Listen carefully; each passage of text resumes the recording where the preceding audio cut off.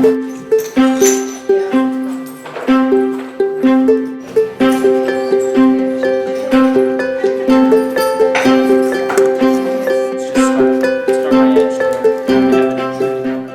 is a nonprofit social enterprise that's all about creative reuse. So we take old junk and make new stuff out of it and teach the community how to do the same thing.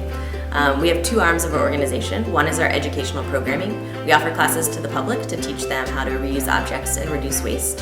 And we offer the same skills and creative classes to social service agencies in our outreach programming. The other arm of our organization is retail. So we build custom furniture and small home goods from reclaimed materials to sell to support our organization. In today's society, we often think like, well, I can just throw it in the trash or recycling and it's not my problem anymore. But I believe in self-sufficiency. I believe in helping people realize that they can reuse those materials and find a new life for them. If you don't really agree with the way that goods are used and just consumed, then you sort of have to start thinking of, well, what else can we do? How else can we work together? And I think skill sharing is very important for that. I have taken the upcycle jewelry class, which was really great because I got to take my favorite ring that had broke and change it into a necklace that I'm actually wearing. I took a pattern making class and a crocheting class, crocheting rugs. And then with my nephew, I took a tent building class, which was very awesome. Some of the valuable things I've learned in Perennial's classes is, just a different way of looking at trash, or what people would call trash. We hope that it sort of creates a wave effect, and the more people that start thinking creatively about the stuff in their lives, the more we begin to build a larger creative culture in our community.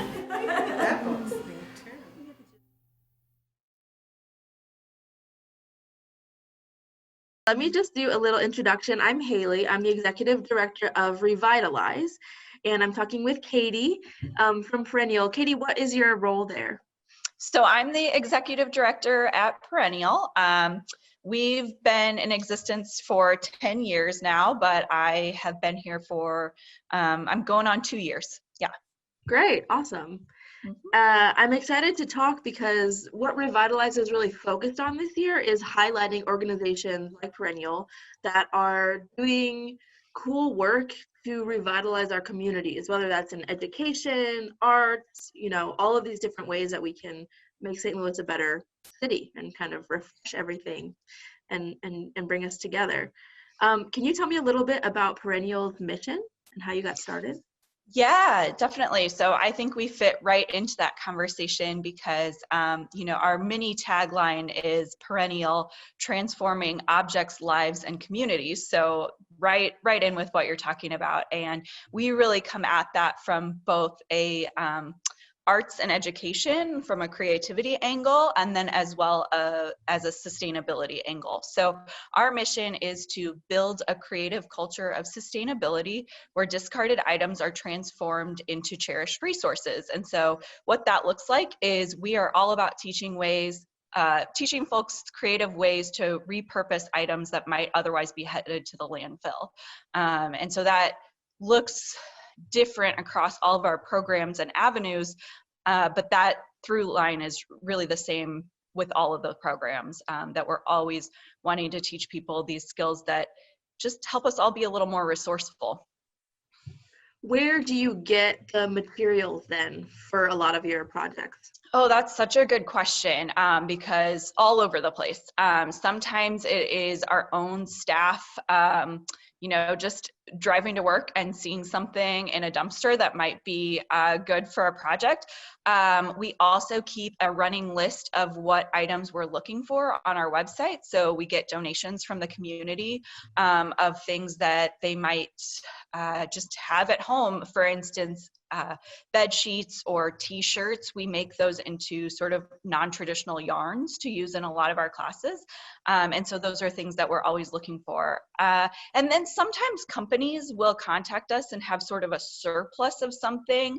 And if it's a good connection, sometimes that's awesome. We had someone who works for a shoe manufacturer say that they get a bunch of leather samples each year to sort of know what sort of inspire their design process, but that because they get new ones each year, they're not sure what to do with the old ones. And so we've been repurposing those in some of our leatherworking classes, which is awesome.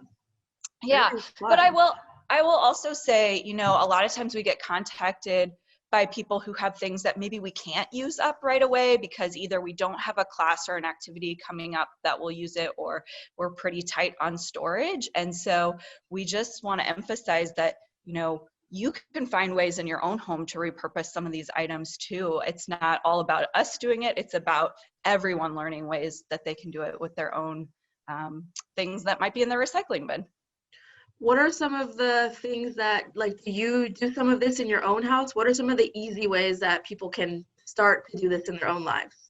Yeah, let me think about that. That's a really good question too. I think a really kind of quick example that was way easier than I thought it was going to be was over the last year, our household has completely stopped using paper towels. And the way we did that was just so simple. You don't have to, and that's the thing about sort of these sustainability, zero waste kind of thoughts. You don't have to go out and buy a whole bunch of new products to replace what you have. Kind of use up what you have and then start to transition into a new habit. And so what we did was actually just snip and rip bed sheets, and we did a bunch of them into sort of napkin sized rags, and that's what we use. And we can wash them. If they get really grubby, we can toss them, but usually that doesn't happen. And it kind of is like, it feels a little fancier than using a paper towel too, depending on which bed sheets you find. So, That's a great idea. but they're soft and absorbent, and they are awesome. How are people finding Perennial when they come? Are they mostly coming again and again? How do they stumble into the store or your classes? Well, you know, it's interesting because over the past year, especially during COVID, we have been keeping a little closer eye on that because we were like kind of assuming that our people who were already familiar with Perennial or had been supporters for a long time would be the core group of who was coming to our classes, especially as we switched to mostly virtual, which is what we've been doing. And we found that it was a pretty close to 50-50 split between people who are really familiar with the organization, maybe they're even members of Perennial, and then brand new folks. And we do have a pretty strong social media presence. So people find us on Facebook, Instagram. We started a YouTube channel this year that's kind of getting started. And so I think that still one of our most strong avenues to attract new people is word of mouth. So I think that if people take a class and they love it, they tell their friends, and we're really lucky to have that as an avenue. So oh, one more thing I will mention too. We also have some pretty strong partnerships that I think maybe people are familiar with another organization and then are introduced to us through that. So we've done a great series of free to the public workshops with the library this year. We partner with the botanical gardens and also with Scouts groups and St. Louis Community College as well. So those are all kind of different audiences that we can connect with. Yeah, it's nice to get kind of a wide range of avenues for that. Yeah. What are your plans kind of going into this next year? Many, you know, too many. Yeah, I think it's been as sort of tricky as 2020 was to plan. 2021 is not any, I mean, we have a lot of things figured out from 2020, but I think that we're all curious about sort of if there will be a shift in 2021 and when will that happen. And so looking ahead, we're staying virtual for the time being for the majority of what we do. We do have a few offerings that we're keeping really limited attendance and are still inviting people into our studio. Things like our Power Tools 101 classes where, people might not have the equipment at home. And we found that we tried to do those virtually, but people really like that one-on-one attention to be able to learn a tool. But going back to your original question about what's in store, we've got 6 clothing swaps planned for the year, which are really fun activities where we usually have, I'm counting in my head, 20 to 30 classes a month. And so that's a variety of disciplines. So it could be sewing, it could be glassworking, woodworking, leatherworking, paper arts. The list kind of goes on and on. Anything that we can find a way to repurpose something, we teach a class on it. We have a series of events called Craft Club, which happen once a month, and those are really fun, open to all skill levels, and they're more of a social avenue to sort of think about repurposing, because you do get the materials to do at least 2 projects every time, but there's time within that instruction to meet some other people on the call, and it's been really fun, especially for people who have maybe been transplants to St. Louis and are looking for ways to learn about what opportunities are in St. Louis and maybe meet some new folks too. So those are a few of the programs, but check back with me because we're always adding. And so you said that for the kind of the social one, you get the materials. How about the other classes? Do people go to the location and pick up the supplies and then do the class virtually from home? For the most part, yes. We have a few classes where you maybe have the materials at home, or it's a little more on the demonstration side than the hands-on. And those have been really cool virtually because we've had people join us from all over the country, which is new for us, but really cool. We had some holiday programs this year with a couple companies in Canada, which was awesome. We have had people from Florida and Washington and Pennsylvania join us, which is really neat. But for the most part, we do provide a kit of the materials you're going to need and make it really clear if there's something you need at home, whether that's a sewing machine or even just a pair of scissors, we let you know that. So usually people are stopping by the shop. We're located at the intersection of Chippewa, Broadway, and Jefferson in South City. And so people are stopping by, grabbing their materials, and then going home and doing the class from their computer at home. We do offer curbside pickup, but we are also open for people that want to stop in and take a look around too. And what kind of things do you look at to measure your impact in the community? What do you measure? Yeah, that's a really good question. So we measure in a lot of the same ways other nonprofits measure their impact. So attendance,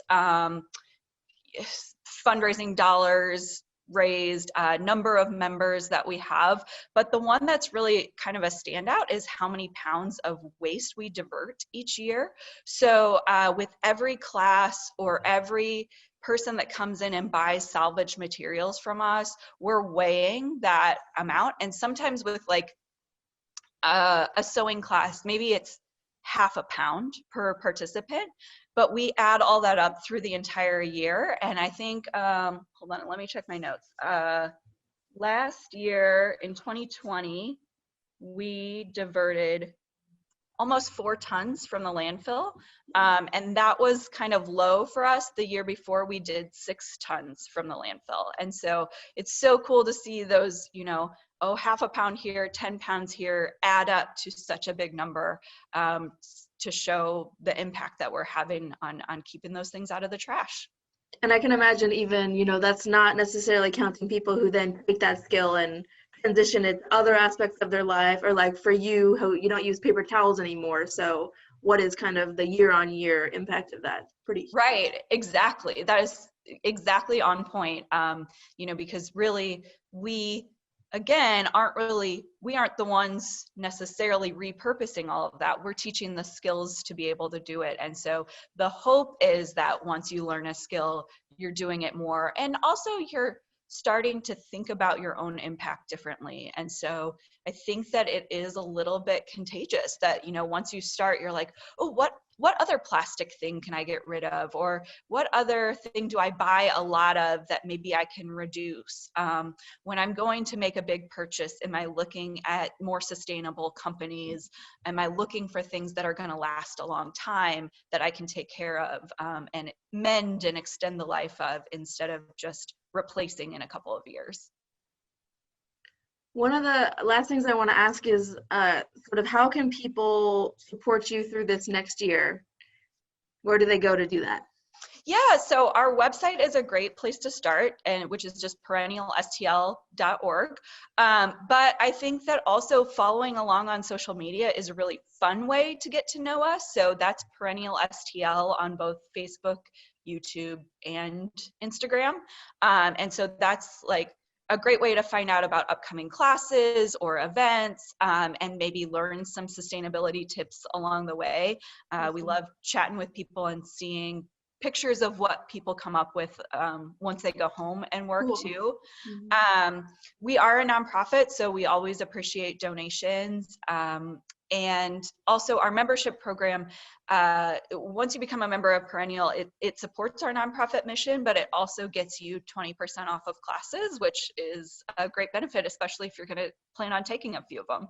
Yeah, and I think that a lot of people are maybe looking for something to do that's a bit different. Everyone's stuck at home still, you know. Now you've been using the same pair of sheets for the whole COVID, and like maybe you're spending more time in your bed, right? So maybe you need to recycle those into something. And so I think that sounds like a really fun way to get involved. And yeah, we've found that like people are really looking for ways to get hands-on, you know, and I think that we've been able to bridge that pretty well, take that virtually pretty well. Although I will say we are excited to eventually have people back in our shop, because we, you know, it's the space itself has felt a little bit lonely without all of our class participants. Yeah, I can imagine.